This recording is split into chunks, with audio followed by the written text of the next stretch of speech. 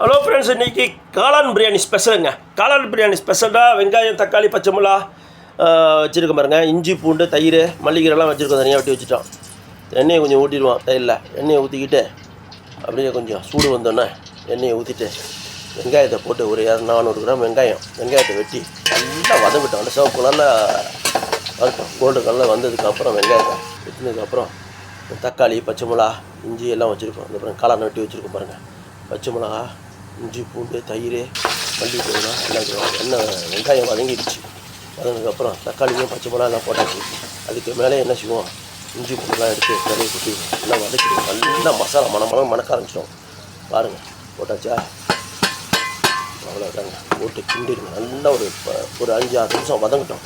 நல்லா வதங்கிட்டோம். உப்புலாம் போட்டுட்டிங்கன்னா வேணுங்கிற உப்பு போட்டுங்க. போட்டுக்கிட்டு வதக்குனிங்கன்னா அப்படியே மட்டும் வாடை மணக்கும் வாடை. கொஞ்சம் ஒரு 5 நிமிஷம் வைங்க. அப்படியே 3 கீடி வச்சிங்கன்னா ஒரு 5 நிமிஷம் வச்சுட்டிங்கன்னா நல்லாயிருக்கும். எலுமிச்சம்பழம் அப்படியே ஒரு பீஸு வச்சு 1 கிலோவுக்கு 1 கிலோ ஒரு எலுமிச்சம்பழம் போதும். 1 கிலோ ரைஸுக்கு ஒரு எலுமிச்சம்பழம் போதும். பார்த்துட்டு அப்படியே டெஸ்ட் வச்சுருக்கோம் பாருங்கள். நல்லா மணக்க ஆரம்பிச்சிருச்சு. இப்படியே அப்படியே ஒரு 5 நிமிஷம் மூடி வச்சுருந்தீங்கன்னா நல்லா இருக்கும். அதுக்கடுத்து காளானை தூக்கி போட்டுருங்க. காளானை தூக்கி போட்டதுக்கப்புறம் ஒரு 10 நிமிஷம் காளானை விட்டு நல்லா கிண்டி விட்டு மூடி வச்சுருங்க. நல்லா பகமான வெந்துடும். இருக்கும். அரிசி அதுக்கு முன்னாடியே ஊற வச்சுருங்க. அடுப்பு பற்றாததுக்கு முன்னாடியே ஒரு மணி நேரம் நல்லா அரிசி ஊற வச்சுருங்க. ஊற வச்சுருங்க. பாருங்கள் அப்படி வந்துருச்சு. நல்லா கபகமாக மணக்குது பாருங்கள். வாடையே வேறு லெவலில். பக்கத்து வீட்டுக்கு வாடை போயிடும். நல்லா பிடிச்சி வச்சுருங்க. வேணுங்க தண்ணி ஊற்றிங்க. 1 கிலோ 1 கப்புக்கு 1.5 தண்ணி ஊற்றி கலக்கு பண்ணி ஊற்றிங்க. தண்ணி ஊற்றியாச்சு. தண்ணி கொதி வந்தோடனே சூடு வந்தோடனே என்ன மூடி வச்சுருங்க. அரிசி கலந்து வச்சுருக்கோம்ல, அரிசி எடுத்து தலையில் கொட்டுங்க.